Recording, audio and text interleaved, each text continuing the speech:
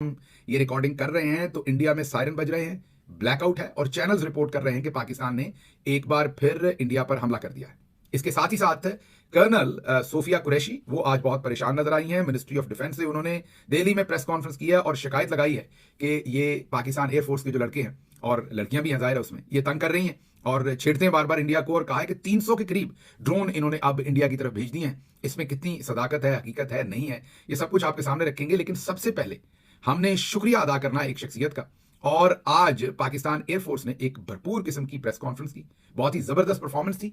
AVM air vice marshal Aurangzeb Ahmed उन्होंने बहुत ही भरपूर किस्म की प्रेस कॉन्फ्रेंस की, और प्रेस कॉन्फ्रेंस कम थी, थ्रिलर मूवी का सीन था। आपके रोंगटे भी खड़े होंगे, आपको उसमें सस्पेंस भी होगा, मजा भी आएगा। लेकिन पूरी मंजरकशी की उन्होंने, और एप्रिसिएशन पाकिस्तान एयरफोर्स की भी बनती है सारी परफॉर्मेंस पर, एवीएम औरंगजेब अहमद की भी बनती है। लेकिन सबसे ज्यादा मुझे शुक्रिया अदा करना है डीजी आईएसपीआर साहब का। अब आप कहेंगे कि डीजी आईएसपीआर बीच में कहां से आ गए, उनका शुक्रिया क्यों अदा करना है? तो शुक्रिया सबसे पहले तो उनका ये कि वो हमारा व्लॉग देखते हैं और उसके बाद हमारे साथ उनकी चले नाराजगी ही सही, लेकिन हमारी बात सुनते हैं और मानते भी हैं। कुछ नहीं मानते और कुछ मानते हैं। तो हमने उन्हें कल ही कहा था कि बराए मेहरबानी जरा खुद थोड़ी सी जगह दीजिए और यहां पर पाकिस्तान एयरफोर्स को आकर बैठ के बात करने दीजिए, क्योंकि जंग इस वक्त जो अभी तक की जंग है वो तो पाकिस्तान एयरफोर्स ही लड़ रही है। मैं ये नहीं कह रहा कि पाकिस्तान की बर्री फौज या पाकिस्तान की नेवी किसी सूरत भी कमतर है या उनकी अफादियत नहीं है, लेकिन इस वक्त मिसाइलों की जंग हो रही है, हवाई जहाजों की, फाइटर जेट्स की जंग हो रही है, और ड्रोन्स की जंग हो रही है। तो ये सारे का सारा तकरीबन ज्यादा जो ये एरिया है ये एयरफोर्स का ही बनता है। तो डीजी आईएसपीआर खुद रोज आकर प्रेस कॉन्फ्रेंस करते थे, और जाहिर है वो इन मामलों को उस तरह तो नहीं जानेंगे जैसे एक एयरफोर्स के ऑफिसर जानेंगे। और अनफॉर्चुनेटली मैं यही कहूंगा कि जो उनका सियासी किरदार रहा है, जो उन्होंने सारा कुछ 9 मई और उसके बाद जितना भी बहतानबाजी और इल्जाम तराशी और इंतशारी टोला और पूरी कौम के साथ जो कुछ सोशल मीडिया, जो कुछ भी डीजी आईएसपीआर का स्कोर कार्ड है, उसमें वो इस वाले मामले में जरा थोड़ा सा पीछे रहे तो बेहतर होगा। एयरफोर्स को मेन जो प्लेटफॉर्म है वो दें और उनको प्रेस कॉन्फ्रेंस करने दें तो बहुत अच्छा होगा। तो मैं सबसे पहले बहुत बहुत शुक्रिया अदा करता हूं डीजी आईएसपीआर साहब का कि उन्होंने, हमने कल ही ये रिक्वेस्ट की थी, उन्होंने सुनी, मानी और आज पाकिस्तान एयरफोर्स को इस प्रेस कॉन्फ्रेंस में बोलने का मौका दिया। फर्क साफ जाहिर है, ये प्रेस कॉन्फ्रेंस वैसे अगले दिन ही सुबह होनी चाहिए थी, ये थोड़ी सी हमारी देरी है। जब उस तरफ इंडिया की एक विंग कमांडर, या मुझे याद नहीं उनका एग्जैक्टली क्या ओहदा था, और उसके साथ कर्नल सोफिया जो कुरैशी हैं, ये जब कर रही थी प्रेस कॉन्फ्रेंस, तो उससे पहले या बाद में, चले उससे बात कर लेते, एक पाकिस्तान एयरफोर्स की तरफ से प्रेस कॉन्फ्रेंस यही वाली उस दिन आनी चाहिए थी, लेट हुई। हम कम्युनिकेशन के चले एक्सपर्ट ना भी सही, इस फील्ड में काम किया हुआ है, पढ़ा पढ़ाया है, तो जो मुक्का हम बाद में मारते हैं वो ज़ाया हो जाता है वक्त पर। पंजाबी में भी ये कोई अंग्रेजी की बातें नहीं है, सिर्फ लीडरशिप में नहीं पढ़ते, ये गांव में भी आपको सिखा दी जाती हैं कि फल मौसम दा ते गल वेले दी। तो इसलिए जो वक्त पर बात है वही मजेदार रहती है। लेकिन बहरहाल फिर भी हम बहुत शुक्रिया अदा करते हैं डीजी आईएसपीआर का कि उन्होंने बात मानी और मौका दिया। एक बात उन्होंने नहीं मानी, उस पर बाद में आते हैं, लेकिन पहले जरा आपको ये बता दें कि आज जो प्रेस कॉन्फ्रेंस हुई उसमें क्या कुछ कहा गया। सबसे पहले तो हम सताइश करते हैं एवीएम औरंगजेब अहमद की और उनकी पूरी टीम की। वो मेरा ख्याल है डिप्टी जो हेड हैं एयर ऑपरेशंस, जो भी ये सारे ऑपरेशंस हो रहे हैं पाकिस्तान एयरफोर्स के, उसके वो डिप्टी हेड हैं या नंबर 2 हैं, जो भी उनका डेजिग्नेशन है उसमें, और एयर वाइस मार्शल हैं पाकिस्तान एयरफोर्स में। उन्होंने आज पूरा ब्रीफ किया कि कैसे ये राफेल जहाज गिरे, ये सब कुछ क्या हुआ। तो जो तफसीलात उन्होंने दी, वो तफसीलात उन्होंने ये दी कि उस रात जब इंडिया ने जाहिर है हमला किया पाकिस्तान के ऊपर, उस रात 12:30 बजे के करीब, काम तो पहले ही शुरू हो गया था, लेकिन 12:30 बजे के करीब जो फॉर्मेशन लगाई इंडिया ने अपनी तरफ, ये उन्होंने तस्वीर भी दिखाई, जो फॉर्मेशन उन्होंने लगाई इंडिया ने अपनी तरफ, उससे हमें अंदाजा हुआ कि ये कुछ बड़ा करने जा रहे हैं। तो हमने भी अपनी तैयारी की। उन्होंने कहा, उन्होंने ये बताया कि इन्होंने टोटल जो है वो 60 जो फाइटर जेट्स थे वो इन्होंने प्लेस किए पाकिस्तान के करीब। प्लेस का मतलब है स्क्रैम्बल कर रहे थे, हवा में थे, मीन सारे एक्टिव थे। जाहिर है जो नीचे पार्क हैं वो तो इनको नहीं पता चलेंगे ना, जब वो स्टार्ट होंगे, फ्लाई करेंगे तो तभी पाकिस्तान एयरफोर्स के रडार पर आएंगे। तो ये तकरीबन 60 जहाज उस वक्त उड़ रहे थे और इनमें 14 के करीब जो है वो राफेल थे। ये मतलब इतना प्रिसाइजली पाकिस्तान एयरफोर्स उन्हें मॉनिटर कर रही थी। तो 60 टोटल जहाज हवा में उड़ रहे थे उस टाइम, या एक्टिव थे, जो भी उनकी पोजीशन होगी, कॉम्बैट एक्टिव थे वो, और उसमें 14 राफेल थे। और उन्होंने कहा कि जब हमने ये सूरत हाल देखी तो हमने भी अपनी पहले से तैयारी कर रखी थी। तो 60 के मुकाबले में हमारे 42 स्टेट ऑफ द आर्ट जो हमारे पास जो भी जहाज हैं, जाहिर है J-10 है, F-16 भी हैं, फिर और भी मीन बहुत सारे जो हमारे पास JF-17 है, जो भी हमारे पास इक्विपमेंट जो है, जो लगता है कि राफेल और सबके साथ टकरा सकता है, तो 42 जहाज हमारी तरफ से अलर्ट थे और वो इन एक्शन हो गए। अब जैसे ही उन्होंने 12:30 के बाद ऑपरेशन शुरू करना था तो उन्होंने 12 और जहाज इसमें ऐड किए, तो 60 एंड प्लस 12, तो ये जहाज आपके सामने हो गए तकरीबन 72। और कोई 72 के अंदर 42 जो है वो पाकिस्तान की तरफ से थे, जो और बाद में जाहिर है पाकिस्तान ने भी और ऐड किए होंगे जब वहां से ऐड हुए, उतने तो नहीं कर सकते थे लेकिन कोई 10-12 और ऐड किए होंगे पाकिस्तान ने भी। तो ये एक पूरी सूरत हाल रात 12:30 पौने 1 बजे ये बन गई पाकिस्तान के अंदर। एंड उस वक्त जाहिर है इंडिया ने अपना हमला जारी कर दिया और पूरा 1 घंटे से ज्यादा दू बदू लड़ाई हुई है इन तमाम फाइटर जेट्स की एक दूसरे के साथ।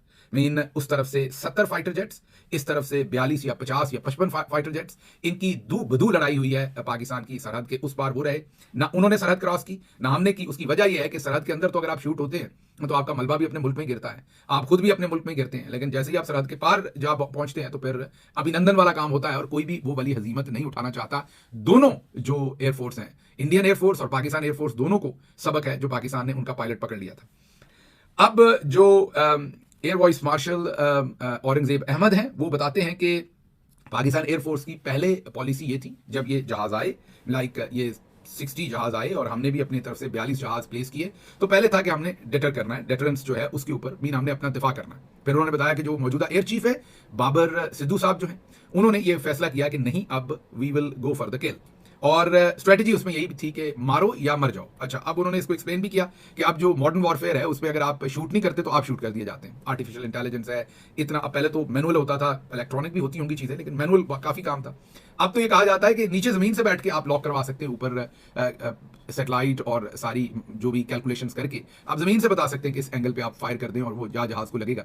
तो इसमें या तो आपने फायर करना है या आपने फायर खाना है, मीन मारो या मर जाओ, यही स्ट्रेटजी इसमें काम आ सकती है। तो फिर एस्केलेट कर दिया गया अपनी स्ट्रेटजी को, या ऑफेंसिव कर दिया गया और हिकमत अमली जो है वो दिफा करने की बजाय वो हिकमत अमली तबाह करने की स्ट्रेटजी पर चली गई। उसके बाद ये कॉम्बैट शुरू हुआ। इस कॉम्बैट के अंदर जैसे मैंने आपको बताया कि 1 घंटे तक उन्होंने ये बात बताई कि कॉम्बैट जारी रहा। और ये तमाम जो तफसील दे रहा हूं आपको ऐसा लग रहा होगा कि आपने पहले भी सुन रखी है, आप दुरुस्त सुन रहे हैं या आपने पहले हमारे ही व्लॉग में सुनी है। हालांकि हमें कोई एयरफोर्स के अंदर से टिप नहीं आई थी, लेकिन जो हम इंटरनेशनल न्यूज़ पढ़ते हैं, इंटरनेशनल जो भी एक्सपर्ट है उनसे बात करते हैं, फिर न्यूज़ वीक ने एक पूरी की पूरी स्टोरी पब्लिश की थी कि ये वर्ल्ड वॉर 2 के बाद की सबसे बड़ी डॉग फाइट थी और बहुत ही इफेक्टिव डॉग फाइट थी। वर्ल्ड वॉर 2 से लेकर अब तक इतने बड़े नंबर्स में एक ही दफा जहाज जो 125 या 120 के करीब जो जहाज हैं वो एक दूसरे के साथ नबर्द आजमा नहीं थे, एक ही वक्त में फजा में थे। पाकिस्तान में कई लोगों ने कहा कि अगर एक ही वक्त में ये जहाज फजा में होते तो गिल साहब ये नजर आ रहे होते, टिकटॉक बन जाती। कईयों ने कमेंट किए होते, नहीं ऐसा नहीं है, ये जहाज गुजरांवाला के ऊपर आके आपके ऊपर नहीं उड़े या लाहौर पे नहीं उड़े, ये जहाज उसी तरफ कश्मीर की तरफ ही कॉम्बैट में थे और जरूरी नहीं कि ये सारे इकट्ठे उड़ रहे थे। जाहिर है जब ये स्क्रैम्बल कर रहे होते हैं तो इनके अपने अपने तरीके हैं। और उस रात वैसे तो आपने मिसाइलों की भी वीडियो नहीं बनाई सबने, कुछ बनी जहां पर आकर गिरे, तो उसको इस हिसाब से देखिए कि आप सब सो रहे थे उस वक्त, ये रात का लेट रात का वक्त था, तो ये उस वक्त कॉम्बैट हुआ। और इसमें गलत बयानी इसलिए नहीं कर सकता कोई कि सब कुछ सेटेलाइट पर होता है, पाकिस्तान एयरफोर्स भी नहीं कर सकती और इंडियन एयरफोर्स भी नहीं कर सकती।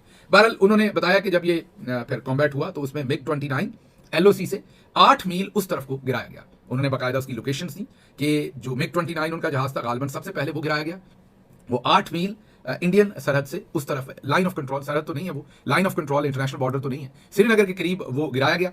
फिर जो Su-30 है उनका, जो रशियन प्लेन है, दूसरा नंबर उसका लगा और वो लाइन ऑफ कंट्रोल के उसी तरफ इंडिया की तरफ ही श्रीनगर से 25 किलोमीटर, 25 माइल, एयरफोर्स माइल्स के अंदर करती है सारी बात, तो 25 माइल जो है वो दूर वो जहाज गिराया गया। फिर राफेल जो है वो भी लाइन ऑफ कंट्रोल के उसी तरफ गिराया गया और वो श्रीनगर से कोई 54 मील जो है वो दूर गिराया गया। ये 3 जहाज जो है ये गिराए गए हैं मकबूजा कश्मीर के अंदर लाइन ऑफ कंट्रोल के ऊपर। ये जो डॉग फाइट हुई, एक जहाज बठिंडा में गिराया गया, उसका भी रैकेज आपने बठिंडा में देखा है और बाद में उसको कंफर्म भी किया इंटरनेशनल। तो ये 4 जहाजों का रैकेज तो मालूम है। और ये जो 3 मकबूजा कश्मीर में है, ये उसी वक्त अगले दिन सुबह को BBC के मसरूर अहमद ने भी रिपोर्ट की थी और दूसरे लोगों ने भी, और उन्होंने 3 मुकामात पर जहाजों के या रैकेज के गिरने की, कम अज कम जहाजों की नहीं तो रैकेज के गिरने की 3 डिफरेंट मुकामात के ऊपर जो है वो कंफर्मेशन दी थी। तो ये चीज तो क्लियर होती है। और अब तो खैर पूरी दुनिया जो है वो 4 के ऊपर तो कम अज कम इत्तफाक कर रही है कि 4 जहाज गिराए गए। तो ये थी तमाम की तमाम इंफॉर्मेशन जो उन्होंने दी। फिर उन्होंने मजीद इंफॉर्मेशन ये दी कि जो राफेल थे वो जाहिर है 14 थे और उनकी फॉर्मेशन हो गया, मुझे नहीं पता 3-3 के या 5 के या 4 के, किस, ये उन्होंने इंफॉर्मेशन नहीं दी, लेकिन वो फॉर्मेशन के अंदर होते हैं जहाज। तो उनकी जो फॉर्मेशन में से जो जहाज गिरा, उनका जो फॉर्मेशन लीडर था उसकी उन्होंने ऑडियो भी सुनवाई, जो वो जाहिर है आपस में भी एक दूसरे से बात कर रहे थे और नीचे अपने कंट्रोल टावर से भी बात कर रहे थे। उसको जैम या उसको स्कैन या जो भी आपने कहना है उसको हाईजैक किया हुआ था, जो भी आपने उसको कहना है या हैक किया हुआ था, कि वो पाकिस्तान एयरफोर्स उसे रिकॉर्ड कर रही थी, सुन रही थी उनकी एक दूसरे से बातचीत। तो जब राफेल गिर गया तो उनका जो फॉर्मेशन का हेड था, मीन वो जो 4 जहाज या 5 जहाज में उनको जो लीड कर रहे थे साहब, उन्होंने अपने दूसरों से पूछा। उन्होंने एक तो बताया कि वो खैरियत से है और उन्होंने अपना जो भी उनको मिशन था वो सही तरीके से उन्होंने अंजाम दिया है, लेकिन उन्होंने ये भी कहा कि एक जहाज को उन्होंने फजा में ही फटते देखा है या डिस्ट्रॉय होते देखा है, और उन्होंने अपने डिफरेंट जो फॉर्मेशन में दूसरे लोग थे उनसे उनकी वेयर अबाउट्स दिए कि वो खैरियत से है, तो एक का उनमें से वेयर अबाउट उनको वापस सुनाई नहीं दिए गए, बताया नहीं गया, जवाब नहीं आया। ये सबूत अब एवीएम औरंगजेब अहमद ने पाकिस्तान एयरफोर्स से आज पूरी कौम के सामने भी और इंटरनेशनल मीडिया के सामने भी पूरे सबूतों के साथ ये सब कुछ सामने रखा। इफेक्टिव प्रेस कॉन्फ्रेंस थी, आई मस्ट से कि बड़ी प्रोफेशनल प्रेस कॉन्फ्रेंस थी, और थोड़ा सा एवीएम औरंगजेब जो है वो उसमें मजाक पैदा करने की कोशिश कर रहे थे। एवीएम साहब, ये आपने दोबारा नहीं करना, आपने सिर्फ उसी में बात करनी है जो आप कर रहे हैं। मजाक शजाक इनका हम बहुत जबरदस्त उड़ाते हैं, हम एक पंजाबी में वीलॉग करते हैं, इसी काम के लिए करते हैं। आपने इनको बॉलीवुड हॉलीवुड कुछ नहीं बताना, वो हम पे छोड़ दीजिए। बाकी कौम सारी टिकटॉक भी बनाती है, वीडियोस भी बनती हैं। आपने प्रोफेशनली अगली दफा भी जब आना है इसी तरह की इंफॉर्मेशन देनी है, और इस चक्कर में नहीं पड़ना कि हंसने के लिए हमें मौका दे रहे हैं और क्या कर रहे हैं। Stay professional which you are. जिस तरीके से आपने बेहतरीन तरीके से आज एक थोड़ी सी ताज़ा हवा थी कौम के लिए भी, आलदो के साथ हमारे DGISPR बैठे हुए थे ताकि आपको नजर ना लग जाए, इसलिए वो साथ बैठे हुए थे, अच्छा किया उन्होंने। लेकिन हम शुक्रगुजार हैं कि चलें, वैसे वो सुनते नहीं, जिद्दी बड़े हैं, लेकिन चलें हमारी इतनी बात उन्होंने सुनी, मेहरबानी की कि अब जमाना बदल गया। एक जंग आप जो लड़ नहीं रहे, मतलब कि हमारी बर्री फौज अभी तक मैदान में उस तरीके से है नहीं। आई अंडरस्टैंड कि लाइन ऑफ कंट्रोल के ऊपर गोलाबारी हो रही है, उस हद तक वो जरूर ब्रीफिंग दें, लेकिन जो मेजर जंग है वो पाकिस्तान एयरफोर्स लड़ रही है इस वक्त, तो उन्हीं को बात बताने दें। अब ये जो सारी बातें जो एवीएम साहब ने बताई हैं, वो जाहिर है ना नेवी वाले बता सकते हैं ना बर्री फौज वाले बता सकते हैं, उनका काम है वही बताएंगे। वैसे जो मैं आपको बताऊं कि जो मौजूदा एयर चीफ हैं उनसे मेरी बहुत मुलाकातें रही हुई हैं, मीन प्रोफेशनली भी रही हुई हैं, ज़ाती हैसियत में भी रही हुई हैं। बड़े वो उनको बड़ा इंटरेस्ट है आज की मॉडर्न साइंस में, मॉडर्न टेक्नोलॉजी में, और उनको ना सिर्फ उनको पढ़ने पढ़ाने का इंटरेस्ट है, बल्कि उनको उसको शेयर करने का भी इंटरेस्ट है। और कुछ लोगों में ये आर्ट होता है, इस लंबी हो जाएगी बात, इस टाइम दोबारा ये बात आपके सामने करूंगा कि जो टेक्निकल जॉगन्स होते हैं वो अगर आप इस्तेमाल करें तो जो लेमैन होता है, जैसे हम लेमैन है, हमें एयरफोर्स का नहीं पता, एरोनॉटिकल्स का नहीं पता, हमें क्या पता कि ये सब कुछ क्या होता है। तो जो असल आर्ट होता है वो ये होता है कि जिस बंदे को किसी बात का नहीं पता आप उसे भी समझा दें। तो जो मौजूदा एयर चीफ हैं उनमें ये सलाहियत काफ़ी ज़्यादा है, क्योंकि मैंने उनके साथ जब इंटरेक्ट किया और 1-on-1 भी हमारी बड़ी लंबी गप्पें लगती रही 1-2 दफ़ा, तो उसमें मीन एक दफ़ा शायद हम कोई 1.5-2 घंटे के लिए ये सारे जो पाकिस्तान के माशाल्लाह हमारे पास जो ज़बरदस्त किस्म की टेक्नोलॉजी है, तो उनका जो ज़ाहिर एयर चीफ है तो उनका अपना इंटरेस्ट और उनकी कैपेबिलिटी तो उसमें है, लेकिन असल कैपेबिलिटी मुझे जो उनकी पसंद आई थी वो ये थी कि वो मेरे जैसे लेमैन जिसको एयरफोर्स का जहाज़ों का कुछ पता नहीं, तो he could explain to me very easily, और उनको उसमें कोई प्रॉब्लम नहीं आ रही थी एक्सप्लेन करने में, और मुझे चीज़ें समझ आ रही थी कि what he is trying to tell, radar systems या दूसरी तमाम चीज़ें। तो वापस आते हैं, तो ये आज सबूत रखे गए, ऑडियोज रखी गई, और फिर वो जो PL-15 वो जैसे हम जाहिर उतनी तफसील में तो आपको नहीं बता सके थे, उन्होंने कहा वो दरमियान से ब्रेक नहीं होता, उसका रंग सफ़ेद नहीं होता जो इंडिया प्रोड्यूस कर रहा था, लेकिन हमने कम से कम जो जिसे पंजाबी में कहते हैं जट जफ्फा लगाना, तो हमने जट जफ्फा लगाया था कि वो 4 मीटर का होता है, वो बहुत छोटा था, तो वो चीज़ें क्लियर हुई। तो जो कल हमने आपके सामने सारी तफसील रखी थी, न्यूज़ वीक की स्टोरी और दूसरी स्टोरीज, वो आज एवीएम औरंगजेब अहमद साहब ने भरपूर तरीके से कवर की। स्टार परफॉर्मेंस थी आपकी तहसीन, आपकी एयरफोर्स की तहसीन, जो आप काम कर रहे हैं। अब आते हैं कि उन्होंने हमारी बात कौन सी नहीं मानी। बात उन्होंने ये नहीं मानी कि उन्होंने आज फिर छोटी सी मेज सामने रखी हुई थी, पीछे झंडे पे झंडा चढ़ा हुआ था, एवीएम साहब के पीछे नेवी का झंडा था, थोड़ी सी साइड पे मेरा ख्याल एयरफोर्स का भी था उनके इस कंधे के उस तरफ, लेकिन बिल्कुल पीछे नेवी का झंडा था, तो थोड़ी तरतीब ठीक करनी चाहिए थी। नेवी वाले साहब के पीछे नेवी का झंडा होना चाहिए था।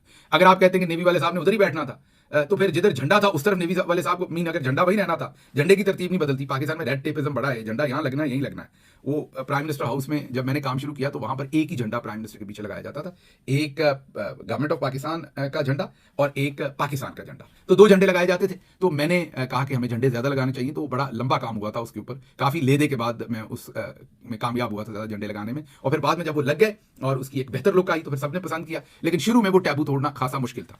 फोर्सेज में क्योंकि इनके पास डिफरेंट फोर्सेज हैं, तो इसलिए इनके पास मेरे ख्याल 4 या 5 झंडे हैं पीछे, तो उसकी तरतीब सर आइंदा ठीक करें, एयरफोर्स वाले को एयरफोर्स के सामने बैठाएं। ये छोटी छोटी बातें हैं, but that shows professionalism, that shows कि ये आपका काम नहीं है, डेफिनेटली ये आपके किसी मेजर साहब का काम है, किसी कर्नल साहब का काम है जिसने ये सारा कमरा शमरा सेट किया आपके लिए।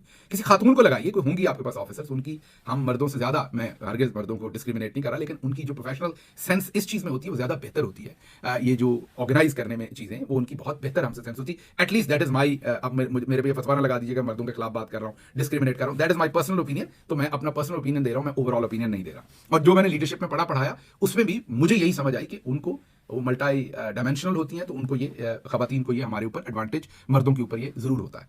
तो एक तो झंडे सीख कीजिए, मेज बड़ा कर लीजिए बड़ी मेहरबानी करके। मैंने आज ही एक डॉक्टर साहब हैं जो एयरफोर्स में बड़ा इंटरेस्ट है, उनके वालिद साहब एयरफोर्स में रहे हैं, नाम इसलिए नहीं बता रहा कि चुके ना जाएं कहीं, अगर आप चाहें तो उन्होंने मुझे फोन करके आज कहा कि he is ready to revamp that whole room. तो अगर आप ये चाहते हैं, क्योंकि वो एयरफोर्स के सन ऑफ एयरफोर्स हैं, तो वो चाहते हैं कि अगली जो प्रेस कॉन्फ्रेंस हो वो पूरा रीवैम्प करके दें आपको, एक प्रोफेशनल रूम जिसमें टेबल हो, सब कुछ हो। वो यहाँ फिजिशियन है अमेरिका के अंदर, and he is ready to bear all the cost. उन्होंने आज मुझे फोन किया। अगर आप इसमें इंटरेस्टेड हो तो एयरफोर्स के पास तो मेरा नंबर है, आप मुझे एक मैसेज कर दे, मैं उनका नंबर आपको डायरेक्टली दे दूंगा। लेट हिम सर्व। लेकिन ये जो आज भी आपने काम किया हुआ था, कोई आपने 4 फुट का मेज आगे रखा हुआ था, उसमें एवीएम साहब को तकरीबन बाहर ही कढ़िया हुआ सी मेज, तो वो बिल्कुल नुक्कड़ पे बैठे हुए थे बेचारे। जैसे वो आपको पता है ना, नया बच्चा स्कूल में दाखिल हो तो वो सारी क्लास भरी हो तो डेस्क पे उसको आखिर पे बारी आती है, और इसी तरह नेवी वाले साहब भी उस तरफ ही थे। तो आप ठीक थे दरमियान में, लेकिन आप दोनों तीनों के दरमियान में जगह भी कम थी जाहिर है। तो जरा कमरा इसको चेंज करें। ये जिसने भी बनाया था पहले बनाया था, इतना कुछ हम कर रहे हैं, इतना पैसा लगा रहे हैं, ये इसकी इस पैसे से कौन को कुछ नहीं हो जाना एक मेज बड़ा ले लेने से। तो मेज में कम से कम मीन वो 6-7 बंदों के बैठने की मेज हो या 6 बंदों की, तो उस पर आप 3 बंदे बैठे तो जरा अच्छे लगेंगे, खुले खुले होके। आपके अपने छोटे फ्लैग्स आपके सामने पड़े हो, चले सामने पीछे लगे हुए तो वो भी ठीक है, लेकिन तरतीब उनकी होनी चाहिए। माइक्रोफोन जरा थोड़े बेहतर करने की जरूरत है, बहुत करीब किए हुए थे आपने माइक्रोफोन, उसमें आपकी सांस वांस ब्रीदिंग जो है वो नहीं आनी चाहिए। ये तमाम चीजें जो है जाहिर है, अब इस पर ये आप पे तनकीद नहीं है, आपका काम नहीं है, इसलिए कोई मैं आपका ठट्ठा नहीं उड़ा रहा, ये मैं आप पे तनकीद नहीं कर रहा। ये जो भी लोग आपके साथ हैं जो ये काम करते हैं, they need to tell this, all tells a lot. जब आप कॉन्फिडेंस के साथ बात करते हैं, आपका इक्विपमेंट अच्छा होता है, आपने राफेल गिराया हुआ है, तो जरा बातचीत भी उसी तरीके से। जैसे फॉर एग्जांपल इंडिया की तरफ से जो अनप्रोफेशनल बिहेवियर था कर्नल सोफिया कुरैशी का, कि उनके सामने मैकबुक थी और उसके ऊपर एप्पल का इतना बड़ा निशान आ रहा था, she shouldn't be doing that. उनके उस लैपटॉप के ऊपर कवर होना चाहिए था। मीन आजकल बहुत स्लीक जैकेट्स मिलती हैं, पता भी नहीं लगता कि कवर है, बहुत स्लीक होती हैं, वो होना चाहिए था। या उनकी अपनी जो यूनिट थी या कुछ थी, उसका कुछ लगा होना चाहिए था उसके ऊपर। Why she was promoting Apple, वो ऐसे लग रहा था कि जैसे वो ये प्रेस कॉन्फ्रेंस एप्पल के ताबन से हो रही है। तो ये छोटी छोटी बातें, उधर भी लैक होता है, इधर भी होता है, लेकिन ये माइन्यूट चीजें हैं, पूरी दुनिया नोट करती है और ये नहीं होनी चाहिए। आगे चलते हैं। अब क्विकली आपको ये बता दें कि डीजीएसपीआर ने भी कुछ बातें बताई, बातें लंबी होगी, इसलिए अब एक तो सताइश करनी थी एयरफोर्स की, शुक्रिया करना था डीजीएसपीआर का। उसके बाद उन्होंने ये बताया कि 7 और 8 की रात को भारत ने 4 लॉन्ग रेंज पृथ्वी मिसाइल दागे। डीजीएसपीआर ने कहा अमृतसर की तरफ और एक पाकिस्तान में आया जिसे हमने नकारा बना दिया। मीन 3 अमृतसर में जा गिरे और एक पाकिस्तान में आया जिसे नकारा बना दिया। भारत ने ननकाना साहब में सिखों की मुकद्दस जगह को टारगेट का प्लान बनाया, हमने नाकाम बना दिया। वो शायद चाहते होंगे कि ये बाद में कहें कि ये पाकिस्तानियों ने किया है। तो मैंने आपको बताया था अपने पंजाबी व्लॉग में भी कि सिख बहुत करीब फील कर रहे हैं पाकिस्तान के, और वो नहीं लड़ना चाहते पाकिस्तान के साथ, बड़ा एहतराम करते हैं जब से उनका वो कॉरिडोर खुला है। तो उनको अब बजन करने के लिए पहले उन्होंने 3 सिखों की खबर स्पेशली की थी कि उनको मारा है पाकिस्तान की फौज ने गोलाबारी करके, अब ये करने की कोशिश कर रहे थे। ओवरऑल 77 ड्रोन मार गिराए हैं, ये आज प्रेस कॉन्फ्रेंस तक था। उसके बाद भी ड्रोन जो है वो पाकिस्तान के अंदर आए हैं डिफरेंट जगहों पर, वो हम सुबह रिपोर्ट करेंगे, आपको भी रात को शायद आ रहे होंगे वो ड्रोन आ रहे हैं, और 77 जो है वो मार गिराए हैं। और उसके बाद डीजीएसपीआर साहब ने कहा कि ये 21वीं सदी है, इसमें ये नहीं हो सकता कि आप कहानी गढ़ें और झूठी कहानी गढ़ें बगैर सबूतों के और दुनिया आप पर एतमाद कर ले और एतबार कर ले। शदीद इत्तफाक, पहली दफा मैं और डीजीएसपीआर साहब किसी चीज पर इतना शदीद इत्तफाक कर रहे हैं। डीजी साहब शदीद इत्तफाक, और आज 9 मई है, वो भी मैं आपको याद करवा दूं कि आज 21वीं सदी है। 21वीं सदी में ही 9 मई था जिसके सबूतों के बगैर पूरी कहानी गढ़ी गई थी, जैसे आज इंडिया गढ़ रहा है, और आप कह रहे हैं कि 21वीं सदी में ऐसा नहीं चलता। तो हजूर हम भी आपको यही कह रहे थे कि 21वीं सदी में 9 मई ऐसे पीटीआई और इमरान खान पर नहीं डाला जा सकता। सबूत लाइए, सबूत हर तरफ है, बल्कि सबूत लाने की बजाय सबूत मिटाए गए, गायब किए गए। तो ये थोड़ी सी सूरत हाल जो थी ये आपके सामने रखनी थी। फिर डीजीएसपीआर साहब ने इसहाक डार साहब को झूठा करार दे दिया, क्योंकि इसहाक डार साहब ने ये क्लेम किया था कि जो हमारे एनएसए नेशनल सिक्योरिटी एडवाइजर, उनकी मीन हमारे तो डीजीआईएसआई है general Asim, lieutenant general Asim, और उस तरफ जो है वो अजीत दोवल है। तो इसहाक डार साहब ने कहा था एनएसए के साथ राब्ता हुआ है, इन कांटेक्ट है। उन्होंने कहा कि नहीं, कोई डायरेक्ट कांटेक्ट नहीं हुआ। और तो फिर साफी ने सवाल किया, उन्होंने कहा इनडायरेक्ट कोई बातचीत हुई होगी। तो वो जाहिर है वो डायरेक्ट कांटेक्ट में तो नहीं आता, इनडायरेक्ट तो कोई बंदा किसी से बात कर रहा है, कोई किसी से कर रहा है। मीन अगर एक पर्सन एक्स की उनके एनएसए से भी बात हुई है, हमारे से भी हुई है, तो उसे आप कांटेक्ट तो नहीं कहेंगे। कांटेक्ट तो तभी है जब दोनों की बात हो। तो इसहाक डार साहब को उन्होंने झूठा करार दे दिया। कोई नई बात नहीं, इसहाक डार साहब तो दुरूद शरीफ पढ़ने के बाद झूठ बोलना शुरू करते हैं। मीन सुबह दुरूद शरीफ पढ़ते हैं, जो भी मीटिंग शुरू करते हैं अल्लाह का नाम लेते हैं, दुरूद शरीफ पढ़ते हैं, उसके बाद दबा के झूठ बोलते हैं। तो आदि मुजरिम है, वो हैबिचुअल लायर है, वो झूठ के अलावा और कुछ नहीं बोल सकते। वो जैसे ना, जो भी कहूंगा सच कहूंगा, सच के सिवा कुछ नहीं कहूंगा। तो उनका मोटो है जो भी कहूंगा झूठ के सिवा कुछ नहीं कहूंगा। तो ये कोई नई बात नहीं है कि उनके बारे में आपने ये कहा। अच्छा जी, फिर अमेरिका की जो स्टेटमेंट है उसको मैंने एनालाइज करना है, लेकिन सबसे पहले मैं वापस जाता हूं जो आज हमारी वो भी बहनी लगती हैं, सोफिया कुरैशी साहबा, कर्नल सोफिया कुरैशी। उनको ये पाकिस्तान एयरफोर्स के लड़के लड़कियां बहुत तंग कर रहे हैं, तो उन्होंने आज शिकायत लगाई है। शिकायत तो नहीं लगाई, लेकिन परेशान थी थोड़ी सी। ये उनकी तस्वीर देखिए जरा, थोड़ी सी परेशान थी वो आज। Normally she was doing fine, लेकिन आज वो थोड़ी तंग थी इनसे। उन्होंने बताया कि इस वक्त तो चले मीडिया की तरफ, लेकिन उन्होंने आज प्रेस कॉन्फ्रेंस में बताया कि 300 से 400 ड्रोन्स के जरिए दारंदाजी की कोशिश की। वही उन्होंने कहा कि जैसे कल मैंने आपको बताया था कि उस वक्त उन्होंने जो 7 मई की बात की थी, अब ये 8 मई की रात की बात कर रही हैं। तो उन्होंने कल भी कहा था कि 7 मई, और अब उन्होंने कहा है 8 मई 2025। हाँ जी, तो प्रयोग किया है। उन्होंने कहा कि पाकिस्तान ने उत्तरी और पश्चिमी साइड से, ये जो हमने उत्तरी और अगर मेरी हिंदी गलत हो तो उसमें माजरत, उत्तरी और पश्चिमी जो दिशा है उससे पाकिस्तान ने इंटर होने की कोशिश की। 300 से 400 ड्रोन, अल्लाह खैर करे, कोई एक तो चलो चले ही जाता, कोई एक तो आप पकड़ लेते, वो गिरा लेते, उन्होंने नाकाम बना दिया। पता नहीं अब कैसे नाकाम बनाया, आगे से उन्होंने क्या कहा है, उसको आंख मारी है ड्रोन को कि वापस चला जा, वो वापस चला गया। आई डोंट नो, क्योंकि अगर वो पाकिस्तानी को ड्रोन उधर गिरता है जैसे हमारे, तो सारे हर गांव से अब जो खबरें आ रही हैं वो उसे उल्टा पलटा के देख रहे हैं हमारे। तो उधर कोई कहता है मैंने ये वाला हिस्सा जो है फ्रिज बनानी है इसमें से। यकीन कीजिए अभी टाइम नहीं, वरना आपको वो वीडियो सुनाते, वो लोग कह रहे हैं ये वाला हिस्सा मैंने घर लेके जाना है, इसमें मैंने ये चीज बनानी है, ये एक कबाड़ में इतने का बिक जाएगा। ये तो तबसरे हो रहे हैं, गांव वाले इकट्ठे होकर बैठे उसको उल्टा पलटा के देख रहे हैं। उनको ये भी नहीं डर लग रहा कि फट ना जाए, इसके अंदर एक्सप्लोसिव ना हो। तो मेहरबानी करके सब मेरी लोगों से गुजारिश है कि इसको टच ना करें, गिरे से दूर रहें, बहुत दूर रहें, मीन 1 एकड़ दूर रह के इसको देखें। और फिर जब आपकी फोर्सेज आ जाएं, जो लोग इसके एक्सपर्ट हैं, लेट देम एग्जामिन कि ये कहीं फटने वाली चीज तो नहीं, फिर उनसे इजाजत लेके देख लें, लेकिन खुद इसको हाथ से हैंडल नहीं करें। तो एक तो इंडिया की ने आज फिर इल्जाम लगाया है कि 300 से 400 ड्रोन के साथ दरअंदाजी की, पाकिस्तान ने उसकी तरदीद की है। फिर इस वक्त जब हम ये व्लॉग रिकॉर्ड कर रहे हैं तो इंडिया कह रहा है कि अमृतसर, फिरोजपुर और अवंतीपुरा में की एयर बेसिस पर हमला कर रहा है पाकिस्तान। और अब पाकिस्तान की तरफ से तो अभी तक इसकी कोई एक्सेप्टेंस नहीं है, मेरे ख्याल तरदीद ही है पाकिस्तान की तरफ से अभी तक तो। लेकिन इंडियन चैनल्स इसको सबको जो है वो बिल्कुल सामने रख रहे हैं और दबाकर सामने रख रहे हैं कि ये सब कुछ जो है ये वहां पर हुआ है। अच्छा जी, फिर मैंने अमेरिका की एक स्टेटमेंट का एनालिसिस करना, लेकिन वो बाद में करेंगे। पहले आपको ये बता दें कि पाकिस्तान जिंदाबाद के नारे से भी डीजी ISPR साहब ने 2 नंबरी कर दी है। वो किस तरह से 2 नंबरी कर दी है कि मेरे ख्याल साहिर अली बग्गा साहब का ये गाना था, तराना था, पाकिस्तान जिंदाबाद हमारे ज़माने में, तो तब डीजी ISPR साहब ने रिलीज किया था।